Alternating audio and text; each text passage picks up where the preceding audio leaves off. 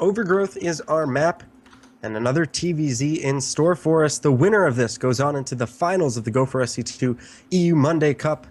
In the top right-hand corner, representing MaxFlow, it's the pink Terran player, souL. And in the bottom left, the blue Zerg player looking to move on here. With this victory, it is Dimaga. So being 1-1, this is where the pressure really comes through, and it's always going to be the advantage to the player who's brought it back. It's a psychological edge, knowing that, okay, my opponent beat me game number 1, but I've stepped it up. I came back at them, just had a really solid game, and always you're going to be in a worse spot coming off a defeat as opposed to coming off a victory.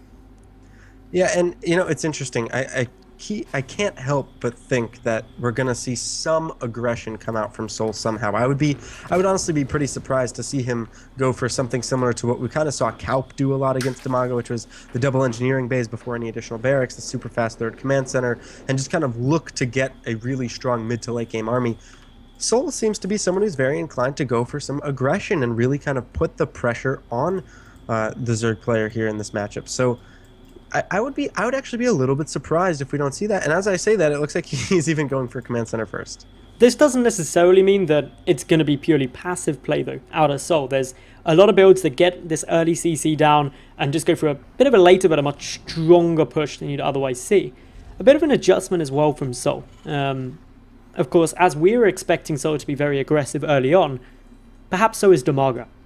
If he's identified that as a stylistic strategy from his opponent, countering that or going against that expected play can certainly lead to a good little edge. Yeah, and it's one of the really kind of huge advantages I think that you can talk about Dimaga having in a series against anybody. He's been there before. You know what I mean? He's been through the fire. He's worked his way through, and he knows how to play against the same person multiple times. It's a big advantage as well. The difference between a lot of players, or not players, a lot of viewers, a lot of casters and stuff fall into what I think is quite a trap of saying, okay, well, it's 1-1. It's now effectively a best of 1. Or vice versa, for a best of 5 or a best of 9. It's not. They've got these experiences. They're going to be trying to mind game each other, thinking, well, he did that game 1, did that game 2. What can I exploit? What can I get ahead? What can I do? Sure, there are some similarities, pretty much ending that whoever wins the game wins, the other gets knocked out. But you've got all those past experiences, and that's going to influence the decision-making process of these two throughout this third game. Right. No, absolutely.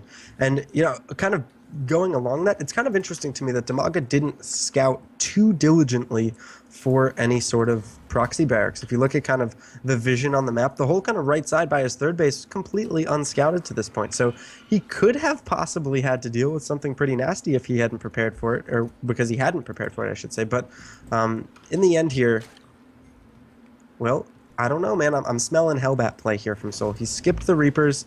He is going for the factory very quickly. The reactor should follow momentarily here. I wouldn't be shocked to see him try that Hellbat play again. It's certainly something we could be getting out pretty quick. I'm waiting to see what happens with the gas. With the second gas coming up, I get a tingling for Hellion Banshee. Yeah. That's tickling my senses.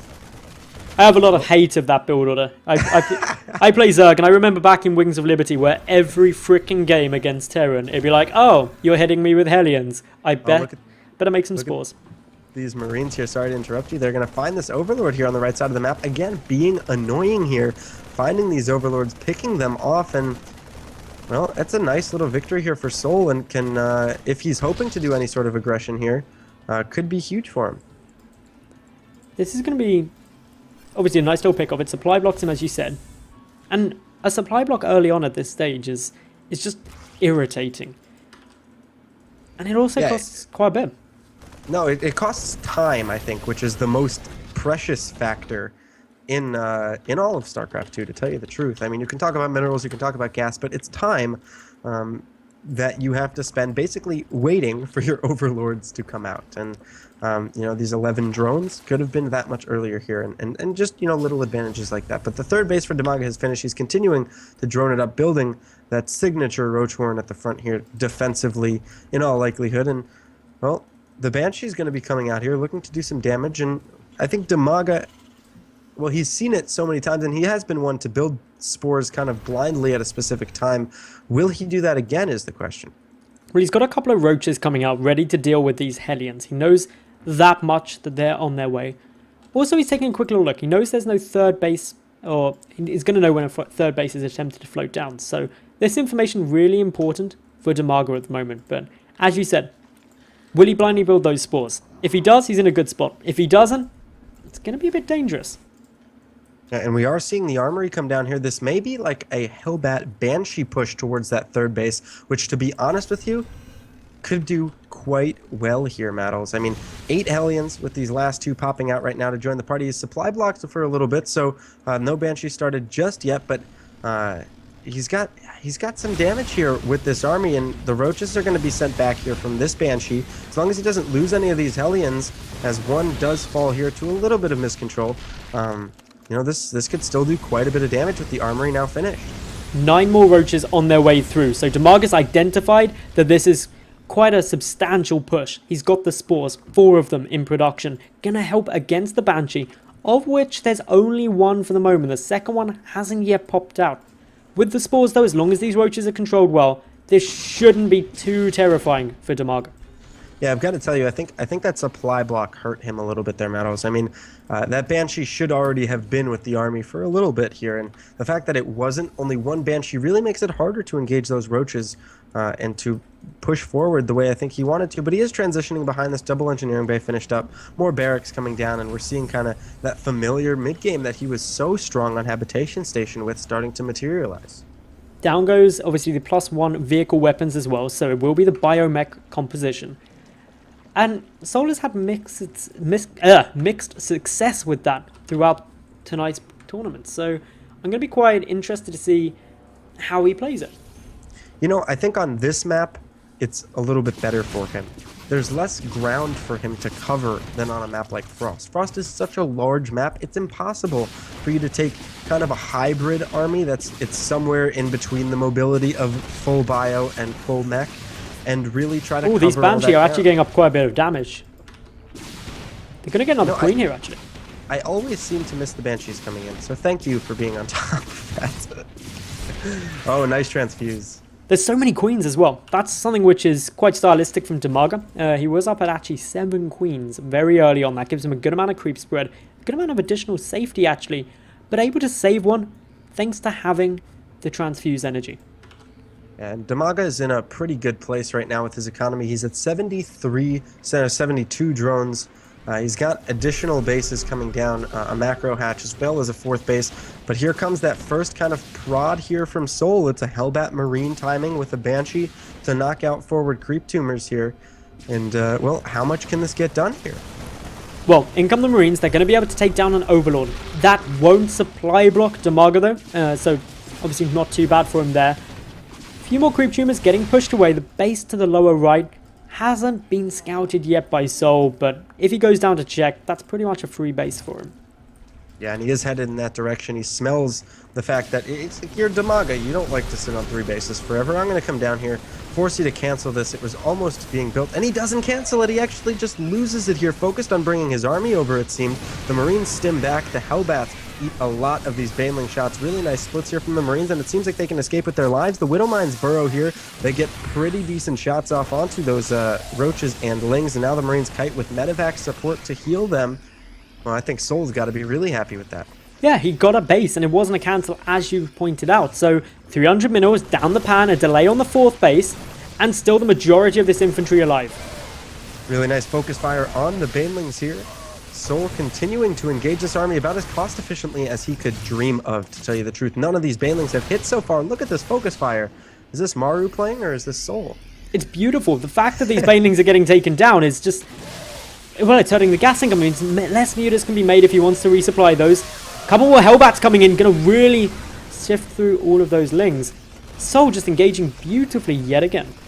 And he's really delayed kind of the mutas coming out here. There's 7 on the way right now, but there's only 4 on the map at the moment, and just lings and a couple of roaches against this huge amount of Marines with a Marauder or 2 and a couple Hellbats to tank him. The Hellbat, even just 1 Hellbat against lings, is so nice for him here. He's even been able to push forward with his upgrades. 2-2 is on the way. He's getting a couple of tanks out now and really pushing towards that biomech composition you were referencing.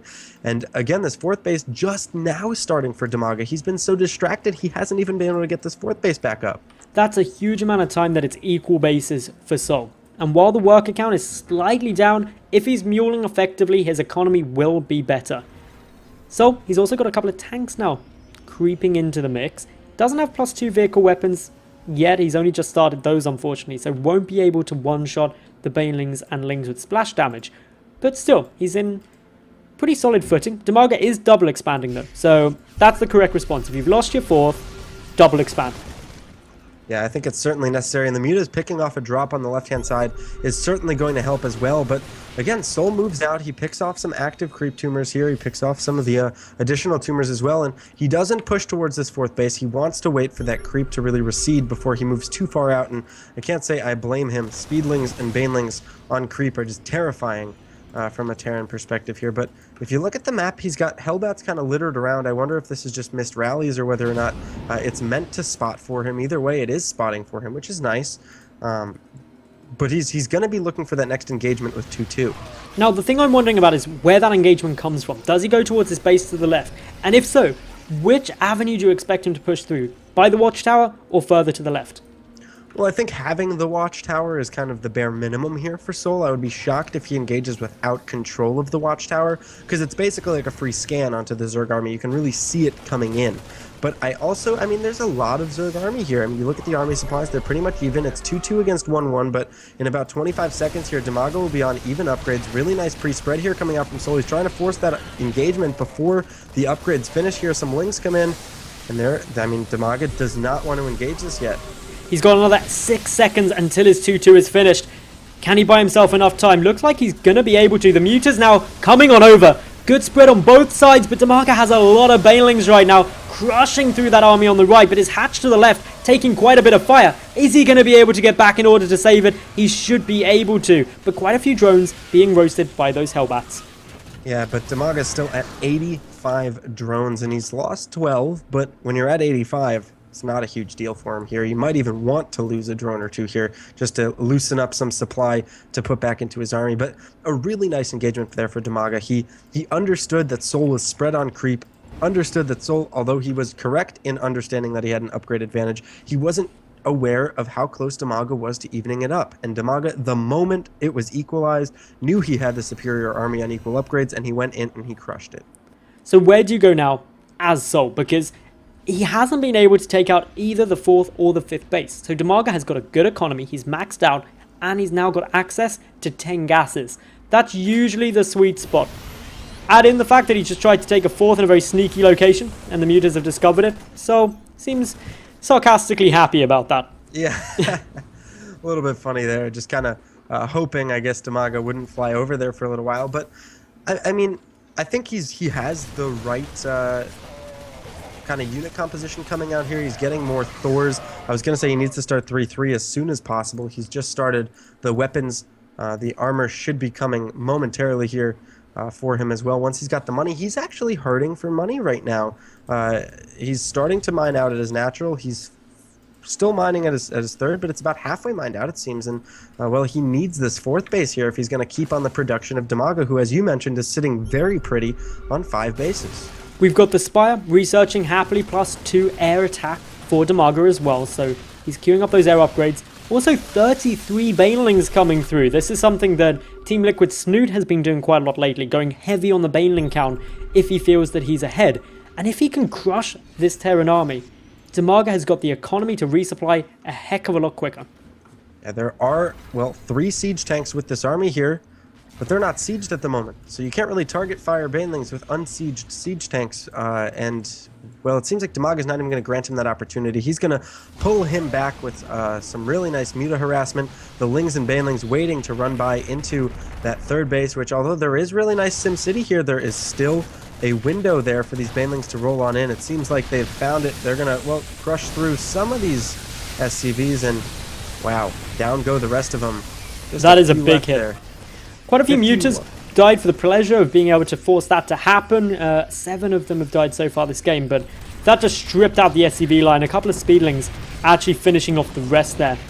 that is catastrophic damage to the third base. Yeah, I mean, I think you're absolutely right. You look at the banks here for both of these players, and it really tells the story. I mean, Dimaga losing a couple of mutas, not the end of the world. He was maxed out. It actually frees up the supply for him to go into Ultralisks. And, I mean, there are 8 Marauders and 5 Siege Tanks out there with some Thors and Hellbats, so maybe Ultras won't be as effective as they had been in previous games here for Dimaga, but still, he has every tech. You look at the upgrades tab, everything that he's upgrading right now in the production tab. I mean, he's got money. And then some. So, Spine's coming down as well, and this is an addition to Dimaga's play that I really like. When he's got a big bank, static defense as a Zerg player against a Terran who likes dropping is always going to be a good investment. Keeping those hatches up, essential. Yeah, it's absolutely beautiful. And the muta's picking off the drop. It's he's just all over the place. The drop does give souL the confidence, though, to move out across, and wow, is this a dangerous army here. It's not got 3-3 yet, but it's about to kick in. It's about 10 seconds until both are done. +3 vehicle attack is also nearly complete. That'll give it an upgrade over the +3 ground carapace for a couple of important seconds. souL taking the engagement. Is he going to be able to take this nicely? Banelings coming from all angles. The Ultralists pushing through as well. The tanks stay up for now, but it's the mutas dishing out a lot of damage. The Marines are still left here, but the Ultras come crushing through, take down the last Thor, and the Marines try to kite back here. The Medivacs try to lift off this Thor. They do get it, and it will, in the end, continue to get focused down. Dimaga just remaxes here. 11 mutas, 74 lings, and an Ultra. 3-3 wasn't even done for him there, and he still fought pretty well there. And once these lings come out, well, I'm sure, although Dimaga has used most of his bank, you just see how quickly it's continuing to accumulate for him. 82 drones. He isn't fully saturated even in the bottom right base. He could even move him around and and optimize his mining even more so, I should say. And, well, he's in a commanding position, forcing souL back. souL gets trapped. One of the tanks goes down. The Medivac's getting focused by those Mutalisks, crushing through with the Ultras. Dimaga is looking very good here. Nearly double his opponent's supply, double the army supply at the very least. He's going for blood. He smells the victory, knows that the finals is within his grasp. Can he close this down? Seems like, yeah, GG, all but a formality here, I think, from souL, as Dimaga crushing through, found his window, and just absolutely slammed it open. There was no ifs, ands, or buts about it. He was up on 5 bases, 80+ drones for like 10, well, not 10, but like 5 to 10 minutes, and just really, really showing solid Zerg play. He's cleaning up the main base now, and as you said, GG a formality. There it comes down, and indeed, they were very good games. Congratulations to both, but Dimaga takes the victory 2-1 and advances on to face Dana in the finals.